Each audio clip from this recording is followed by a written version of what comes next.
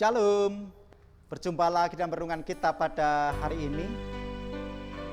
Renungan kita pada hari ini kita ambil dari Amsal 16 ayat 18 yang demikian sabdanya.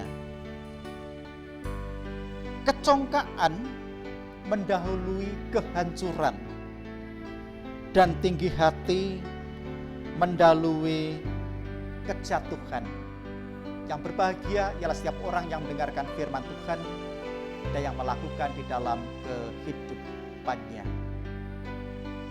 Tema kita pada hari ini, jangan congkak dan tinggi hati. Bapak Ibu Saudara yang dikasih Tuhan, di dalam kehidupan kita bersama-sama ada kecenderungan, ya tidak pasti ya, ada kecenderungan manusia itu sombong di dalam kehidupannya. Tidak semua orang, tapi ada tendensi ke situ. Nah, oleh sebab itu di dalam kehidupan kita bersama-sama melalui Amsal ini kita diingatkan jangan congkak dan jangan tinggi hati. Mengapa? Karena kecongkaan mendahului kehancuran. Siapa toh yang mau hancur hidupnya? Tidak ada. Tidak diinginkan. Tetapi ketika didahului dengan kecongkaan, pada akhirnya akan hancur hidupnya. Terjatuh di dalam kecongkaannya tersebut. Dan juga siapa toh yang ingin jatuh di dalam kehidupannya? Tidak ada juga. Tetapi ketika orang tinggi hati, lambat laun karena terlena, terbuai dengan ketinggian hatinya, pada akhirnya akan jatuh juga. Nah, oleh sebab itu kita diajak untuk bersama-sama belajar firman Tuhan ini, agar kita tidak hancur dan tidak jatuh, maka kita diajak untuk tidak congkak dan tidak tinggi hati, tapi justru dengan rendah hati, bukan rendah diri. Dengan kerendahan hati ini kita menyadari siapa diri kita di hadapan Tuhan, yang sejatinya orang-orang yang berdosa. Banyak cacat celah nista kehidupan kita bersama-sama di hadapan Tuhan. Sementara Tuhan itu kudus, maha kudus. Kita orang-orang yang berdosa di hadapan Tuhan.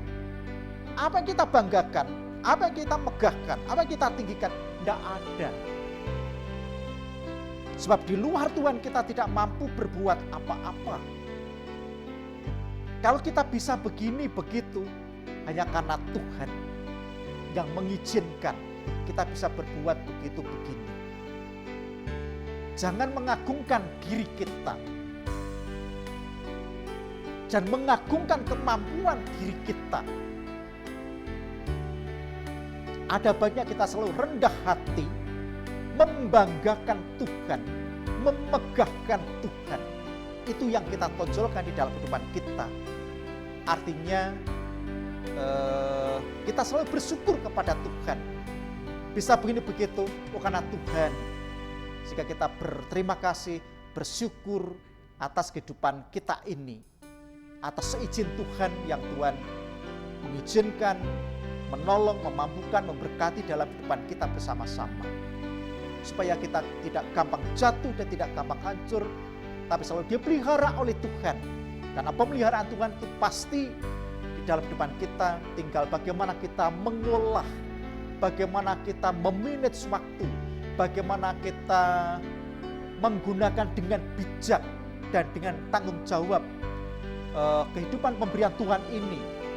Saya ingin mengajak pada kita semua untuk selalu rendah hati dalam Tuhan, supaya kehidupan kita dibimbing senantiasa oleh Tuhan sendiri yang juga rendah hati, bahkan mampu mengosongkan diri, tidak mempertahankan sifat kealahannya, dan mengambil rupa sebagai seorang hamba menjadi manusia.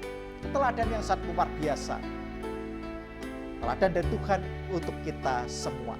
Pastikan kita boleh belajar bersama-sama. Tuhan Yesus memberkati. Amin. Mari kita berdoa. Terima kasih Tuhan atas firman Tuhan yang Tuhan berikan pada kami, sehingga kami boleh belajar dengan rendah hati, tidak mudah untuk congkak dan tinggi hati, supaya tidak terjatuh di dalamnya. Kami serahkan kehidupan kami, Tuhan yang memampukan, menolong, mengiring di setiap langkah kami. Ampuni Tuhan dosa dan kesalahan kami. Di dalam Tuhan Yesus kami datang berdoa dan mengucap syukur. Amin. Sampai jumpa lagi, salam sehat selalu, tetap semangat, Tuhan Yesus memberkati. Kami